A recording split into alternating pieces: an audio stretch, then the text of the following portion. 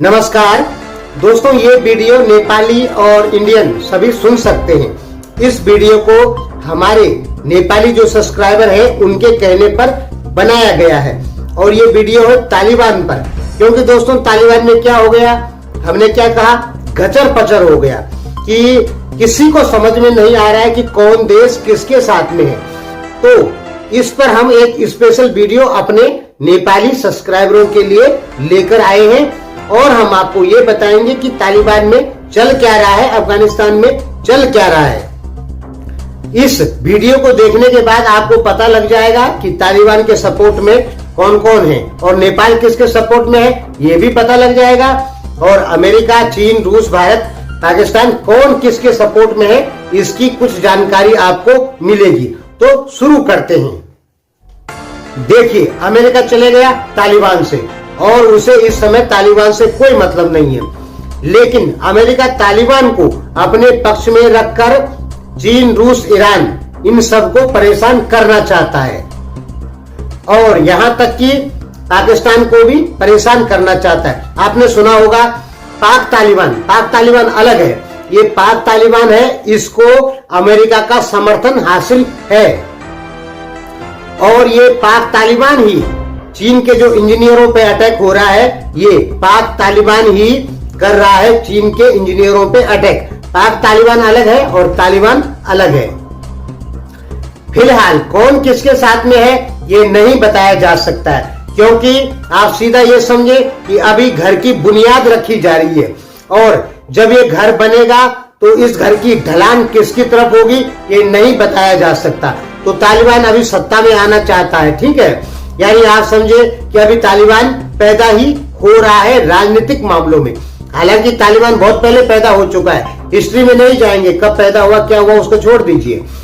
लेकिन राजनीतिक या देश को चलाने के मामले में तालिबान अभी पैदा ही हो रहा है। हालांकि उसने 1996 से 2000 तक चलाया है, लेकिन वो चीज अलग थी। अब नया जमाना है, इस समय तालिबान देश को चलाना चाहता है, अफगानिस्तान को चलाना चाहता है। तो आप सोच लीजिए कि तालिबान अभी पैदा हो रहा है और ये किसकी तरफ जाएगा नहीं बताया जा सकता। राजनीतिक मामले में पैदा हो रहा है, वैसे तो तालिबान बहुत पहले से बना हुआ है। तो इसमें दोस्तों सबसे जरूरी चीजें आपको समझनी होंगी। देखिए, आपने सुना होगा ISIS का और तालिबान के बीच में टेंशन पैदा हो गई है। अब इनके बीच में टेंशन पैदा क्यों हुई? देखिए, IS जो है वो ग्लोबल ऑर्गेनाइजेशन है। ये पूरी दुनिया में जो शक्तिशाली देश हैं, मुस्लिम देशों को छोड़ के उन सबको अपना दुश्मन मानती है IS, ठीक। अमेरिका को भी, ब्रिटेन को भी, भारत को भी, रूस को भी और चीन को भी, सबको अपना दुश्मन मानती है। इसका कहना है कि पूरी दुनिया के जो मुस्लिम देश हैं उनको अमेरिका, रूस, जापान, भारत इनसे कोई संबंध नहीं रखना चाहिए और इन सभी मुस्लिम देशों को शरिया के हिसाब से चलना चाहिए। यानी मुस्लिम कानून के हिसाब से इन सब देशों को चलना चाहिए, ये कहना है IS का। दोस्तों आपको पता होगा कि IS को बनाने में या IS को ताकतवर बनाने में अमेरिका का भी बिल्कुल हाथ है। क्योंकि IS ने कहा था, IS वाले जो है ये शिया लोगों के भी विरोधी हैं।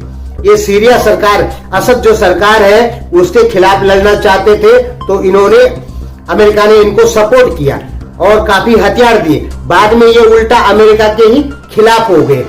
तो इस पर बात नहीं करेंगे क्योंकि फिर इसमें टर्की को भी बीच में लाना पड़ेगा, तो ये टॉपिक छोड़ देते हैं। हमारी केवल अफगानिस्तान पर बात हो रही है। तो कह सकते हैं IS को ताकतवर बनाने में अमेरिका का हाथ बिल्कुल है और तालिबान को भी बनाने में अमेरिका का हाथ है। ये दोनों जो ऑर्गेनाइजेशन है, ये दोनों की दोनों अमेरिका ने ही ताकतवर बनाई है और बीच में अमेरिका ने तालिबान को कमजोर किया, लेकिन फिर अब अमेरिका इसको ताकतवर बनाना चाह रहा है और चाह रहा है कि हमारे पक्ष में रहे और चीन को भी परेशान करे, इधर ईरान को भी परेशान करे और उधर रूस को भी परेशान करे और भारत को भी परेशान करे, ताकि भारत पर हमारा प्रेशर कहीं ना कहीं बरकरार रहे। तो IS और तालिबान के बीच में जो लड़ने के कारण है, दोनों की विचारधारा एक ही है लेकिन एक ग्लोबल ऑर्गेनाइजेशन है और तालिबान जो है वो केवल एक क्षेत्रीय संगठन है जो कि एक देश को चलाना चाहता है, और आईएस पूरे मुस्लिम वर्ल्ड को चलाना चाहती है। तो आईएस का कहना है कि तालिबान जो है वो अमेरिका का पिट्ठू बन चुका है, अमेरिका का पिछलागू है। इसलिए आपने देखा होगा कि अभी वो अफगानिस्तान में कुछ पटाखे वटाखे फोड़ रहा है। आप समझ रहे होंगे हम क्या कहना चाहते हैं, डायरेक्ट शब्द नहीं कह सकते हैं। तो जो पटाखे वटाखे वो फोड़ रहा है अफगानिस्तान में आईएस, वो खुली चुनौती है तालिबान के लिए, क्योंकि अलग अलग देशों में अलग अलग क्या है कि ग्रुप ब्रांच बनी हुई है। तो यहां पर अफगानिस्तान में जो आईएस की ब्रांच है उसका नाम है आईएसके, खुरसान वाली जो है। तो आईएसके वालों के साथ में इस समय सपोर्ट कौन कर रहे हैं? आपने नॉर्थन अलायंस सुना होगा, जिसे नॉर्दर्न अलायंस कहते हैं, ठीक है, वो सपोर्ट कर रहे हैं। हाजरा समुदाय जो वहां के वो सपोर्ट कर रहे हैं। उज्बेकिस्तान का जो कुछ कुछ समुदाय के लोग रहते हैं वो सपोर्ट कर रहे हैं। कुछ तुर्कीज जो समुदाय के लोग हैं वो भी सपोर्ट कर रहे हैं। किसको?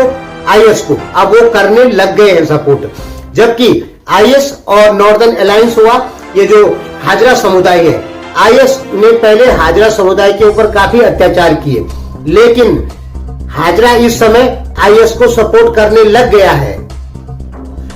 तो आईएस हुआ, जिसे आईएसके कहते हैं, ठीक है, ये हुए, हाजरा समुदाय हुआ, नॉर्थन अलायंस है ये हुआ, ये सब तालिबान के खिलाफ हो चुके हैं। इनमें से जो नॉर्थन अलायंस है इसको, और हाजरा जो समुदाय है, या ये किर्गिस्तान तजिकिस्तान के जो समुदाय के लोग यहाँ रहते हैं, इन सबको रूस का कहीं ना कहीं समर्थन हासिल है। रूस का समर्थन जो है तालिबान को हासिल नहीं है। इस पर बात बंद कर देते हैं, क्योंकि ये टॉपिक बहुत लंबा हो जाएगा, घंटों भी इसमें लग सकते हैं, ठीक है। आप ये समझे कि तालिबान अभी जड़ है, यानी वो उठ रहा है ऊपर। अब ये किसकी तरफ इसका झुकाव होगा ये नहीं कहा जा सकता है। हालांकि जो झुकाव इस समय दिख रहा है वो ये दिख रहा है कि अमेरिका ने तालिबान को ताकतवर बनाया जानबूझ के, इस समय जैसे पहले बनाया था सोवियत संघ के खिलाफ। तो इस समय भी अमेरिका वैसे ही करना चाह रहा है, यानी अमेरिका चाह रहा है कि हम 3 जगहों को परेशान करके रखें। देखिए, तालिबान की दोस्ती ईरान से कभी नहीं होने वाली, क्योंकि वहां पे शिया लोग रहते हैं, और इधर हाजरा आदि जो समुदाय है इनसे भी तालिबान की दोस्ती नहीं होने वाली। इस समय तालिबान को अफगानिस्तान में सत्ता चलाने के लिए यूरोपीय देशों का भी समर्थन चाहिए, अमेरिका का भी चाहिए, रूस का चाहिए, चीन का चाहिए, और यहां तक कि भारत का भी चाहिए। तो इसलिए तालिबान अभी किसी के खिलाफ नहीं है। जब ये सारे देश कह देंगे कि हाँ तालिबान ही अफगानिस्तान को चलाएगा, तो उसके बाद क्या होगा कि तब पता लगेगा कि तालिबान किसके पक्ष में जाता है। एक बार तालिबान के हाथ में कुछ पावर आ जाए, जब उसके हाथ में पावर आएगी तो तब जाके वो अपने ग्रुप का चयन करेगा कि मुझे किस ग्रुप में जाना है, चीन रूस वाले ग्रुप में जाना है या यूरोप अमेरिका वाले ग्रुप में जाना है। रही भारतीय ग्रुप की बात, तो ये भारत में शामिल नहीं होगा, यानी भारत से इसकी मित्रता होने के कोई चांस नहीं है। यानी कि तालिबान खुलकर अभी किसी भी देश को सपोर्ट नहीं कर सकता है। क्यों नहीं कर सकता है? उसे सब देशों की सहायता की जरूरत है अफगानिस्तान में सत्ता चलाने के लिए। वो किसी भी देश को नाराज नहीं कर सकता है, ना तो चीन रूस के ग्रुप वाला, ना अमेरिका यूरोप के ग्रुप वाला। इसलिए तालिबान भविष्य में किसके पक्ष में जाएगा ये नहीं कहा जा सकता, लेकिन जो सबसे ज्यादा चांस है वो है कि तालिबान भविष्य में चाइना की तरफ जा सकता है। हालांकि चाइना जो है वो तालिबान से मित्रता कम करना चाहेगा। उसके 2 पहलू हैं। एक तो यह है कि चाइना तालिबान से ज्यादा मित्रता चाहता है। क्यों चाहता है? कि अफगानिस्तान के जो खनिज के भंडार हैं उनको चाइना कंट्रोल करना चाहता है। ये आपको पता होना चाहिए कि चाइना चाहता है कि वो अफगानिस्तान से कम 3 साल के भीतर ही भीतर $1 ट्रिलियन कमा ले। ये पूरी दुनिया जानती है, ठीक है। तो इस मामले में चीन चाहेगा कि तालिबान का साथ लेना और तालिबान की मदद करना, लेकिन यहाँ पर यदि तालिबान और चीन में मित्रता हो जाती है तो उइगर जो मुस्लिम मुद्दा है चाइना में, वो झिंजियांग में, वो भड़क जाएगा। ये सेंट्रल एशिया से भड़केगा। फिर इसके भड़कने के कारण ये है कि तालिबान को आईएस जो है वो अपना दुश्मन मानती है, ठीक है।